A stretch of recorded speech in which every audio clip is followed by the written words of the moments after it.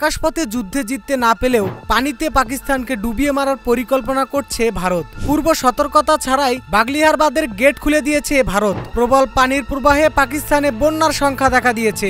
সিন্ধু পানির চুক্তি কার্যরত স্থগিত রেখে ভারত একতরফাভাবে পানি নিয়ন্ত্রণ করছে, ফলে ক্ষতিগ্রস্ত হতে পারে পাকিস্তানের কৃষি ও বিদ্যুৎ খাত। এই ইস্যুতে আবারও বাড়ছে দুই দেশের উত্তেজনা। ভারতের রামবানে অবস্থিত বাগলিহার জলবিদ্যুৎ প্রকল্পে অন্তত 3টি গেট গত 2 দিনে খুলে দেওয়া হয়েছে। টানা বৃষ্টির কারণে বাঁধে পানির চাপ বেড়ে যাওয়ায় এই পদক্ষেপ নেয় ভারত।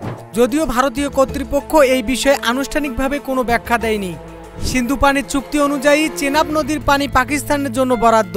চুক্তিটি 1960 সালে বিশ্ব ব্যাংকের মধ্যস্থতায় স্বাক্ষরিত হয়। তবে সম্প্রতি ভারত এই চুক্তি স্থগিত রেখেছে এবং পশ্চিমের নদীগুলোতে পানি প্রবাহ নিয়ন্ত্রণ বাড়িয়েছে। ভারতের এই আচরণ পাকিস্তানের জন্য উদ্বেগজনক।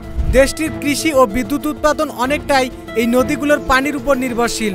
হঠাৎ পানির প্রবাহ বাড়লে যেমন বন্যা ও ক্ষয়ক্ষতির ঝুঁকি থাকে, তেমনি পানি আটকে রাখলেও উৎপাদন ব্যাহত হয়। ডেস্ক রিপোর্ট, এই সময় টিভি।